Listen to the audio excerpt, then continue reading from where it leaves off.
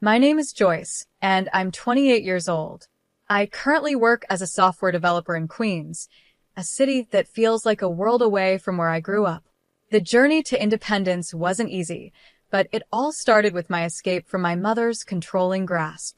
To understand where I am now, it's important to know where I came from. I grew up in a small town near San Jose, living under the strict rule of my mother, Lauren. My childhood was far from the carefree experience most kids have. From the time I could remember, my mother controlled every part of my life. There was no such thing as pocket money, no sleepovers with friends, and definitely no room for disobedience. If I did something she didn't approve of, the punishment was harsh. Sometimes she would withhold dinner. Other times, she would take away the few things I loved. The freedom I saw other kids enjoying felt like something completely out of reach for me. Even though I did well in school, my mother was always there, pushing me toward the choices she thought were best for me. She even decided which college I would attend, insisting it was the perfect fit for my future, despite what I wanted. I dreamed of going to school in a lively city, but she insisted I attend a smaller college close to home. It felt like she would never let me out from under her control, no matter how much I wanted to break free. College, however, was where I first caught a glimpse of the freedom I craved. For the first time, I was able to make some decisions on my own. And after graduation, I grabbed the chance to move to Queens. I got a job at a well-known tech company, and for the first time in my life, I felt like I was living for myself. I found a small but cozy apartment not too far from downtown. It wasn't much, but it was mine, and that little space felt like a fortress of independence. Life in Queens was a refreshing change. I took delight in the simplest things: walking to work, choosing my own groceries, and deciding my own schedule. Those small freedoms meant the world to me after years of being under my mother's thumb. For the first few months, everything felt perfect. But then strange things started happening. It was subtle, at first random phone calls with no one on the other end, odd messages that didn't make sense. Nothing concrete, but enough to make me uneasy. I tried to brush it off, telling myself I was just being paranoid after years of overcontrol. Then one evening, there was a knock on my door. It was my neighbor, Mr. Paul. He's a graphic designer, a bit older than me, with a kind and gentle demeanor. He's always been polite whenever we crossed paths. "Joyce, can I talk to you for a minute?" he asked, his voice carrying a tone of concern. "Sure, Mr. Paul. What's going on?" I replied, feeling a small knot of anxiety form in my stomach. Doing my best to hide the nervousness creeping into my voice. Mr. Paul looked genuinely worried. "I just saw someone acting suspiciously near your apartment," he said, his brow furrowed. "I thought you should know. They might be trying to get inside." My heart started pounding. I hadn't noticed anything strange myself, but the thought of someone trying to break in made my stomach churn. "Are you sure?" I asked, trying to sound calm. "It could have been someone just passing by." "I'm positive," he insisted, his tone firm. "I think you should check it out." With my mind racing, I unlocked my apartment door and stepped inside. At first glance, everything seemed normal, but my anxiety was through the roof. Just as I was about to take a deep breath and relax, something caught my eye: a purse sitting on the table. It wasn't mine. I knew that instantly. It was a sleek, expensive designer purse, the kind I would never buy for myself. It looked so out of place in my apartment. Panic gripped me as I quickly thought about calling the police, but then something stopped me. Inside the purse, I noticed a folded note. My hands trembled as I reached for it, my heart racing even faster. Slowly, I unfolded the note, and my breath caught in my throat as I read the words. "I'm sorry, Joyce. I had to come. I've been watching you. I needed to know if you were okay." It was from my mother. I stared at the note in disbelief. My mother, Lauren, had been in my apartment. My emotions flipped from shock to anger in an instant. How had she found me here? How long had she been watching me? I felt a surge of betrayal course through me. My mind was swirling with questions when I remembered the purse. It had been a gift from her, one of the many gifts she had sent me over the years. At the time, I hadn't thought much of it, but now it all made sense. She must have hidden a tracking device inside the purse. All this time, She had been monitoring my every move without my knowledge. I felt sick. I turned to Mr. Paul, who had followed me inside. His face showed nothing but sympathy as he realized what had happened. My mother, I began, my voice shaky. She's been tracking me. She must have put a device in this purse. I can't believe she would invade my privacy like this. Mr. Paul's expression softened, and he gently placed a hand on my shoulder. I'm so sorry, Joyce. That's a huge violation of your trust. You don't deserve this. Tears welled up in my eyes, but I blinked them away. I need to confront her, I said, my voice gaining strength despite the turmoil I felt inside. She has no right to do this to me. In that moment, I knew I had to act quickly. This wasn't just a minor breach of trust. It was a pivotal moment. I had spent years trying to escape my mother's control, and now I was faced with the ultimate test. Would I let her continue to manipulate me, or would I finally stand up for myself and take full control of my life? A mixture of fear and determination filled me as I started making plans to confront her. I knew it wouldn't be easy. Facing my mother would be one of the hardest things I had ever done, but I had no choice. If I wanted to be truly free, I had to break away from her influence once and for all. The freedom I had worked so hard to build in Queens suddenly felt like it was slipping away, but I wasn't going to let that happen. This was my life now, and I needed to protect it. The discovery of the hidden tracking device had shaken me to my core, but it also strengthened my resolve. This was my chance to take control of my future, no more living in her shadow. With every passing moment, my anger and resolve grew stronger. I had escaped her once, and I was determined to do it again, this time for good. I couldn't believe Lauren had crossed such a line. My life in Queens was supposed to be my escape, my chance to finally breathe freely, far away from her overbearing control. But now, with her tracking me, it was clear that I was still tied to her in ways I hadn't even realized. Her presence felt like a cold shadow, reminding me that no matter how far I ran, she was always pulling the strings. The next day, I gathered all my courage and made my way to the address she had listed. She wasn't staying in some grand place, just a small, run-down apartment not far from where I had grown up. It wasn't luxurious, but it was enough for her. As I approached the door, my heart pounded in my chest.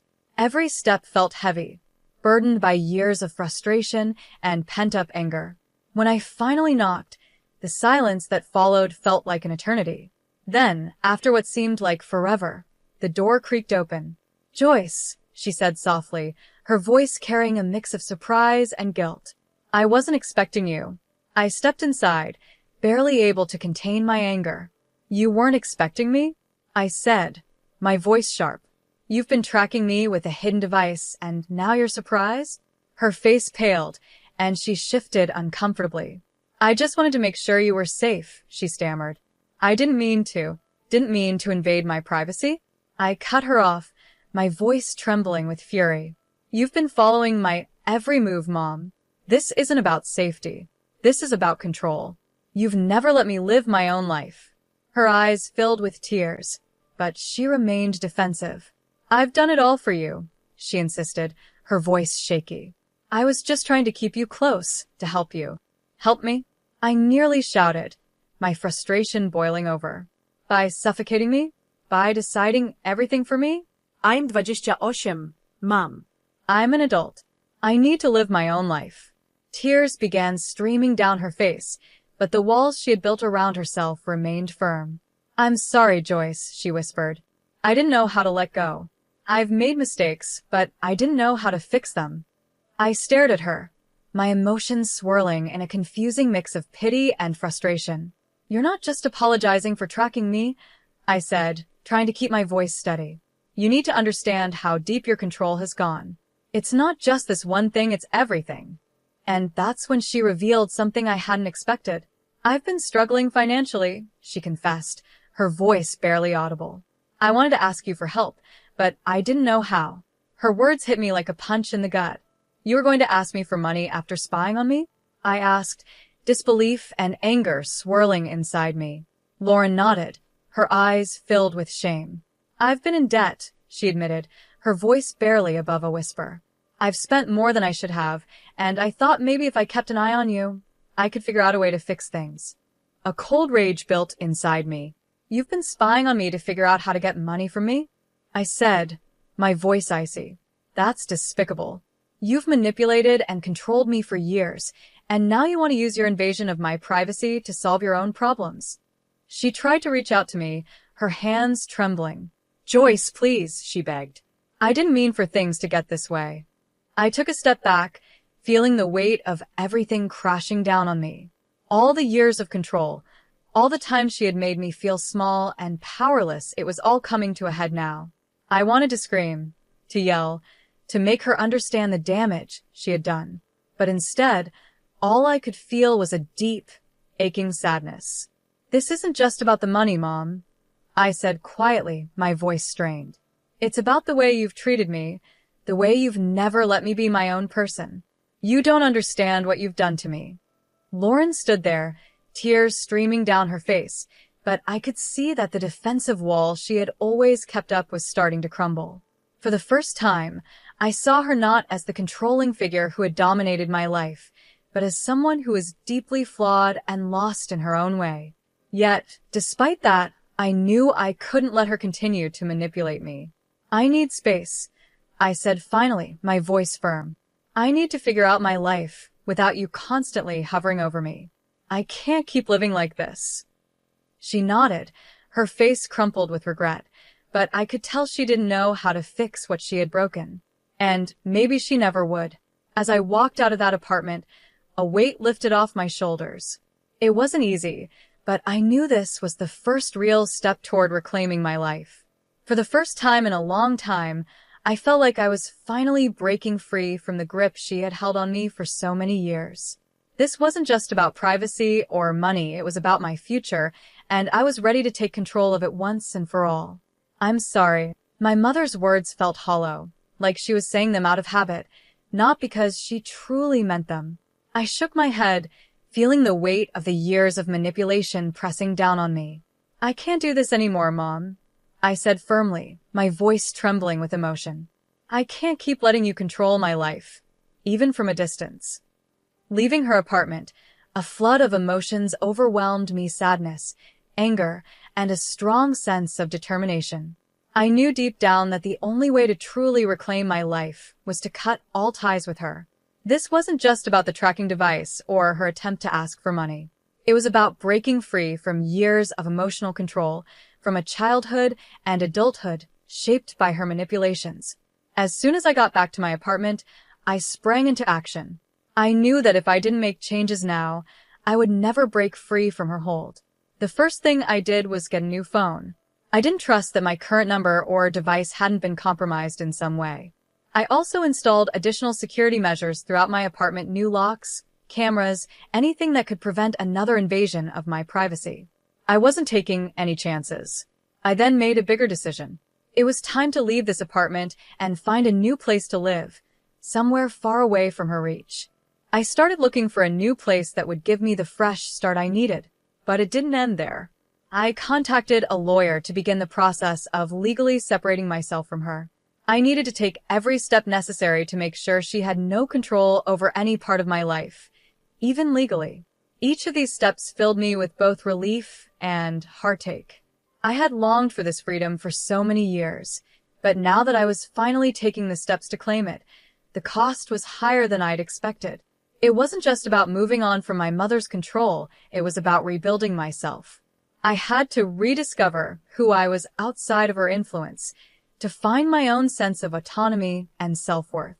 As I began packing up my belongings and preparing for the move, Mr. Paul became a surprising source of support. He offered to help with the logistics and, more importantly, he provided a kind ear during some of my toughest days. We spent more time together, and his steady presence became a small comfort in the middle of the chaos I was navigating. I hadn't expected to rely on him, but his kindness made everything a little more bearable. However, the battle was far from over. The more I distanced myself from Lauren, the more I realized just how deeply her manipulation had affected me. It wasn't just about what she had done recently. Her influence had shaped the way I viewed relationships and trust in general. I was beginning to see how her actions had controlled every aspect of my life, from the smallest decisions to the biggest moments. Confronting my mother was only the first step. I knew I had a long journey of self-discovery and healing ahead of me. It was daunting, but at the same time, I knew it was necessary. For years, I had been living in the shadow of her control, and now I was finally stepping out of it. The struggle for my independence had only just begun, and I had to prepare myself for the challenges that lay ahead. In the days following my confrontation with Lauren, everything became a blur of activity and emotions. I finally moved into a new apartment, far from the small town near San Jose, where I had spent my childhood. My new place felt like a fresh start. It was modern and bright, with big windows that let in streams of natural light, a stark contrast to the cramped spaces I had known before. It was the kind of place where I could begin to feel like I had control over my own life, where I could breathe freely without the weight of my past pressing down on me. But even as I settled into my new surroundings, the emotional burden of everything that had happened still lingered. Moving into this beautiful apartment was a huge step forward, but the scars from years of manipulation didn't just vanish. I knew it would take time to heal. The path to independence wasn't just about changing my location, it was about changing my mindset, letting go of the emotional chains that had bound me for so long. With each passing day, I felt a little stronger, a little more sure of myself. I was finally carving out my own life, on my own terms. And even though the road ahead was still filled with challenges, I knew that I had taken the first step toward true freedom. This was the beginning of my journey, and for the first time in a long time, I felt like I was in control of my own story. I had lived in cramped, small spaces before, but this new apartment felt like a whole new world. As I unpacked my belongings, I was filled with a strange mix of excitement and apprehension. There was something soothing about the process of unpacking, giving me the chance to reflect on everything I had been through. But as I pulled out each item from the boxes, I was reminded of how deeply Lauren had intruded into every corner of my life. Her control had seeped into everything, even the smallest parts of who I was. The legal separation from my mother was a huge step forward. It was both liberating and painful. On one hand, it freed me from the emotional chains that had held me captive for so long. But on the other, it was the final cut in our already complicated and strained relationship. The lawyer assured me it was a standard procedure, but to me, it felt like closing a chapter one had struggled with for years. This was the definitive end I hadn't been able to bring myself to make before. Throughout this difficult time, Mr. Paul was always there. His presence was a quiet comfort in my life. He helped me with the move and offered me a steady shoulder to lean on when the emotions became too heavy to bear alone. We'd often spend the evenings in my new apartment, talking about everything and nothing. His calm, kind nature was such a welcome contrast to the turmoil I had been through. In those moments, I was reminded that not everyone in my life wanted to control me. One evening, as we sat in the cozy living room of my new apartment, Mr. Paul brought up a topic I had been avoiding. "You've been through a lot lately," he said gently. "How are you really holding up?" I took a moment to glance around the room. The empty spaces reminded me of all the things I had left behind, both physical and emotional. "It's been a whirlwind," I admitted. "I feel like I'm finally starting to breathe again, but it's hard. It's hard to let go of everything that happened." He nodded, his expression full of understanding. "It's a lot to process, but you're doing really well. Look at this new place. You're making changes and taking control of your life." His words struck a chord with me. It was such a relief to talk to someone who wasn't trying to manipulate or control me. Mr. Paul's support had been more meaningful than I could have ever anticipated. He helped me see that even amidst all the upheaval, there was a positive side to all of it. This was my fresh start. As the weeks passed, I began settling into a routine in my new apartment. I threw myself into personal projects I had neglected for years, things that made me happy and allowed me to finally express myself without fear of judgment or control. I also began to reconnect with old friends, people I had lost touch with during the years of isolation under my mother's influence. Their support and understanding were a welcome comfort during this time of transition. Despite all the positive steps I was taking, the shadow of my past still lingered. I would occasionally receive messages from Lauren, pleading for forgiveness or asking for updates about my life. Each time, I felt a pang of guilt, but I knew responding to her would only pull me back into the chaos I had fought so hard to escape. I had to stay strong and remember that cutting ties with her was the best thing for my future, no matter how difficult it was. One day, as I was preparing dinner in my apartment, Mr. Paul came over to help. We were casually chatting about my new job when, out of nowhere, he asked, "Do you ever think about what's next for you? Beyond just getting away from all of this?" I paused, the question catching me off guard. I hadn't thought much beyond escaping my mother's control. "I'm still figuring that out," I admitted. "I've been so focused on just getting away from my mother and her control that I haven't really thought about what comes after." Mr. Paul smiled softly. "That's understandable.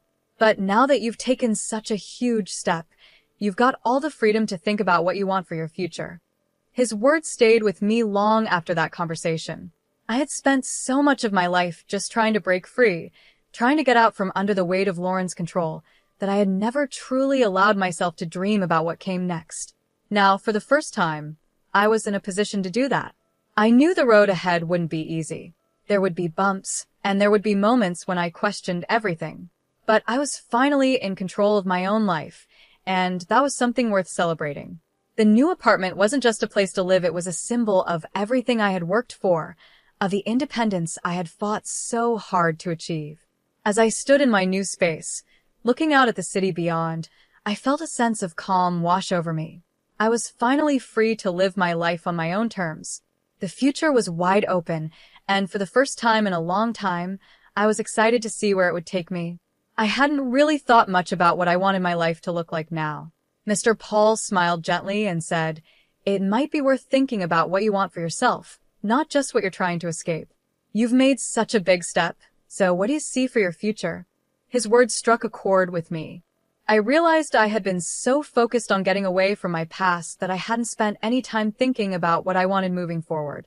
The idea of building a future based on my own choices was both exciting and a little scary. That evening, sitting alone in my new apartment, I started to think about the future. I thought about the kind of life I wanted to create, not just one without my mother's control, but one that was positive and meaningful. It felt like a new kind of freedom, one that came with its own challenges but also the chance for growth. I was beginning to understand that reclaiming my life meant more than just leaving my past behind. It was about building something new for myself. And while I knew the journey wasn't over, I felt a sense of hope and possibility that I hadn't felt in a long time. As the weeks turned into months, I began to feel cautiously optimistic. My new apartment was starting to feel like home, and I had settled into a routine. I had been focusing on my personal growth and reconnecting with old friends. But there was still one thing left unfinished. My final confrontation with Lauren. One afternoon, as I was enjoying a quiet cup of coffee, I got another message from her. It was similar to the others, asking for forgiveness and hinting at her financial struggles. I stared at the message, feeling a mix of anger and sadness. It was clear she still wanted to reach out, but I had made up my mind. I couldn't let her back into my life. By this time, Mr. Paul had become more than just a supportive neighbor. He was now a true friend. We had regular conversations, and I found myself opening up to him in ways I hadn't expected. One evening, while we were cooking dinner together, I decided to tell him about the message. "I got another message from Lauren today," I said, trying to keep my voice steady. "She's still asking for money and saying she's sorry. I don't know what to do." Mr. Paul looked up from the stove, concern written on his face. "You've already done so much to protect yourself. Maybe it's time to think about what's best for your own peace of mind." I nodded, feeling a mix of relief and hesitation. I've been thinking about that. I know I need to completely let go, but part of me still feels responsible. He placed a hand on my shoulder gently. "It's normal to feel that way, but remember, you've done all you can. Sometimes letting go is the hardest, but also the most important step." The next day, I woke up knowing that I had made my decision. I made up my mind and wrote a final letter to Lauren, clearly setting my boundaries. In the letter, I told her that I wouldn't respond to her messages anymore and that any attempts to contact me would be ignored. It was a firm but respectful goodbye. As I sealed the envelope, I felt a mix of sadness and relief. It marked the end of a difficult chapter in my life, but it also showed my commitment to moving forward without letting the past weigh me down. 10 days later, I had another heartfelt conversation with Mr. Paul. We were sitting in the park, enjoying the cool autumn breeze. He was quietly watching the leaves change colors when he turned to me with a thoughtful look. "Joyce, you've been through so much, and I'm really proud of how far you've come," he said softly. "But I've also noticed something else. There's a light in you now that wasn't there before. You seem more at peace." I smiled, feeling a warmth inside that I hadn't felt in a long time. "Thank you. It's been a long journey, but I think I'm finally starting to find my way. I'm learning to focus on what I want, not just what I've been running from." Mr. Paul smiled back, his eyes full of kindness. "It's wonderful to see you like this. And I'm here for you, whatever you need." His words stayed with me long after we said goodbye. I felt a new sense of hope and determination. For the first time in years, I was beginning to picture a future that was truly mine, built on my own dreams and goals. As the year came to an end, I took some time to think about all the changes I had made. My life was still a work in progress, but I no longer felt trapped by my past or by my mother's control. I was learning to make my own decisions and embrace the possibilities ahead of me. One evening, while sitting by my apartment window, watching the city lights, I thought about everything I had gone through. I felt both proud and relieved to know I had come out stronger on the other side. There was still some uncertainty about the future, but there was also the exciting promise of new beginnings. In the end, breaking free from my mother's influence wasn't just about gaining independence, it was about finding my own path and having the courage to walk it. As I looked toward the future, I felt at peace knowing that, for the first time in a long while, I was truly in control of my own life.